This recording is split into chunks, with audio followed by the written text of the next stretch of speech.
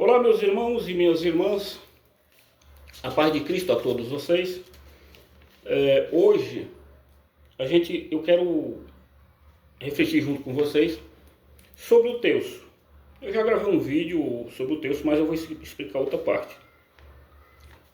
Por exemplo, tem pessoas que não sabem o que é um terço.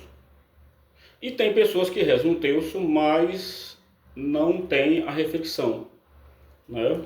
Não reflete o que é cada parte do terço. Eu quero dizer para vocês que o terço, tem gente que fala que não tem nada a ver com Jesus, tá? Só que, quando você lê a Bíblia, as palavras da Ave Maria tá na anunciação do arcanjo São Miguel a Nossa Senhora e na visita dela a Santa Isabel, mãe de João Batista. Você vai encontrar lá as palavras da Ave Maria. Quando o anjo disse, ave cheia de graça, tá? Então, aqui fala que bendito o fruto do teu ventre, que no caso é Jesus. O Pai Nosso, vocês sabem que foi a oração que Jesus nos ensinou, tá? A Santa Maria é um pedido dos fiéis, a intercessão dela, né? O Pai Nosso é uma oração que o próprio Jesus nos ensinou, está na Bíblia. Bom, são 15 mistérios, com mais 5 que João Paulo criou, vai para 20 mistérios, né, que você se encontra todos eles dentro da Bíblia, tá? Basta ler lá e refletir. Aí eu quero passar para vocês 5 mistérios, para mim mostrar para vocês um pouquinho o valor de cada mistério que você fala. Por exemplo, eu vou falar do mistério doloroso, que você reza na terça e na sexta. Quando disse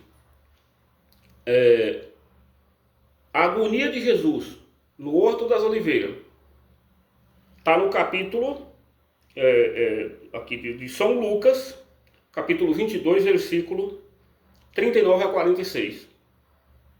Então, o que acontece lá? Jesus, ele sofre tanto lá por causa dos nossos pecados, que ele chega a suar sangue.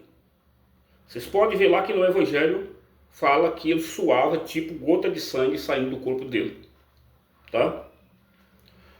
Então, quando ele está nessa agonia, em oração, porque ele deixa os discípulos ali e vai orar. Quando ele está em oração, chega Judas com o povo para pegar ele. Ele sai dali, né, que isso está no capítulo 22, versículo 47 e 53. Vocês vão ver que ele já sai dali, já espancado, né, o povo espancando ele. Por isso que fala flagelação. A flagelação de nosso Senhor Jesus, que é o segundo mistério. Então Jesus sai dali já espancado, né? Eles espancam ele até chegar no local da onde eles iam investigar ele, condenar e tudo, tá? Então, lá Jesus é entregue nas mãos do sacerdote lá, tá? Então ele lá passa por Herodes, tá? Ele passa pela mão de Pilatos, né? Aí volta, Jesus fala para eles que é um rei. Eles perguntam, diz que você é um rei? Então Jesus fala que é um rei. Eles falam, então ele é um rei, vamos coroar ele. Aí vai lá, tece uma coroa de espinho, vocês acham que é espinho, só que não é espinho. Pega um arame felpudo, trança uma coroa, bota na cabeça dele, ainda bate com um pau, para a coroa enfincar na cabeça. Então ali é uma zombaria, porque ele disse que era rei. Então Jesus fica com essa coroa enfincada na cabeça, volta para Pilatos de novo, tá? Aí Pilatos fala para o povo, olha, nós vamos liberar esse homem porque nós não achamos culpa nele. O rei dos judeus, os próprios judeus, fala, se você não atender nós vamos contar para César. Então, tem umas pessoas que não estudam direito, falam que foi Roma que crucificou Jesus. Só que não foi. Não foi Roma. Foi os próprios judeus. O próprio povo dos judeus que condenaram Jesus. Então o Pilatos balançou na base, porque tinha medo do rei, porque ele era um governador dos judeus, mas era colocado por Roma. Tá? Aí ele treme na base, quando o judeu ameaça eles. Tá? Aí por isso que ele fala, eu lavo as mãos. Então ele entrega Jesus lá, e Jesus vai carregar a cruz até o Monte Calvário. Por isso que no terceiro mistério, no quarto mistério, no terceiro, fala Jesus coroado de espinho. Foi a trajetória que eu falei com vocês da coroa de espinho. Ele está com essa coroa, quando ele vai a última vez em Pilatos, ele está com essa coroa enfincada na cabeça. Tá? Aí Pilatos vai e manda crucificar ele, que é o quarto mistério. Tá? Que está no capítulo 15 de São Marcos, versículo 16 a 20, e João 19, 17. Lá fala, Jesus carrega a cruz até o Monte Calvário. Tá? Então o que acontece? Não, aqui ó, São Marcos capítulo 15, versículo 16 a 20, e São João 19 a 17. Coroação, a coroa de espinho. Jesus carrega a cruz até o Monte Calvário. Tá aqui, ó, São Marcos, capítulo 15, versículo de 20 a 22. Tá? Então, aqui é aonde fala o mistério. Jesus carrega a cruz até o Monte Calvário. Então, Jesus, ele com essa coroa enfincada na cabeça, ele vai sendo espancado com essa cruz nas costas, até chegar no Calvário. E no meio desse caminho é onde Simão Cirineu ajuda ele a carregar essa cruz. E Jesus chega no crucifixo, lá no ponto que ia ser crucificado. Olha, lembra bem que os morão da cruz já estavam enfincados lá. Os bandidos não carregam a cruz. Ele carrega o braço da cruz. Já Jesus carrega a cruz inteira. Tá? Ele carrega a cruz completa. Então, na hora de crucificar Jesus, a cruz tinha um furo no braço, que era onde ia bater o prego. Quando ele bate o prego numa das mãos, que estica o braço dele para o outro lado, o ponto não alcança. É onde eles puxam Jesus, o braço de Jesus com a corda, a ponto de destroncar isso aqui, ó. Tá? Então destronca isso aqui, para poder alcançar o lugar que eles queriam bater o prego. Então, aqui é onde fala crucificação e morte de Jesus na cruz. Bom, como se não bastasse, ele agoniado com sede. Por que ele está agoniado e com sede?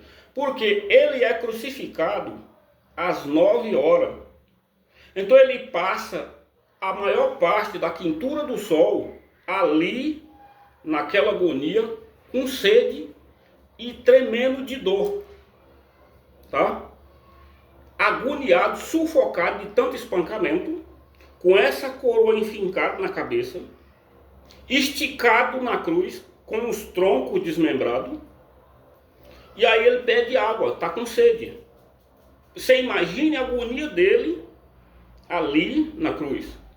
E tinha uma, quando a pessoa firma o pé na cruz, no cepo que foi pregado nos pés, ele firma para poder respirar, porque ele fica esticado. Por que mandaram quebrar as pernas do dos crucificados. Era justamente para morrer mais ligeiro. Por quê? Quebrando as pernas, você não tinha onde apoiar. Aí ficava de pendurado. Então certamente morreria sufocado, asfixiado ali. Tá?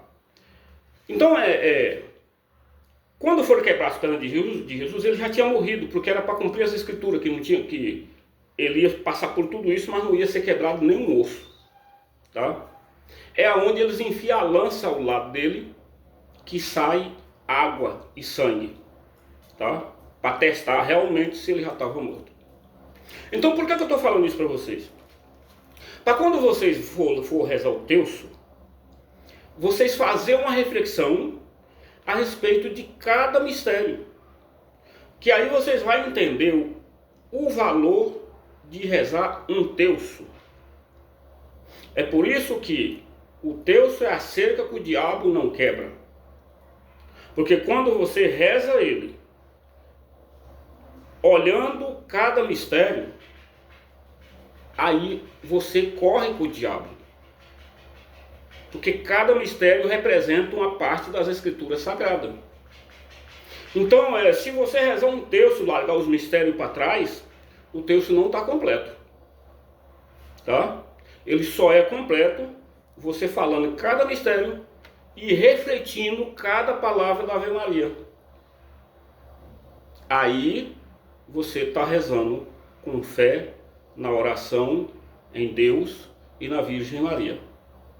Amém, meus irmãos?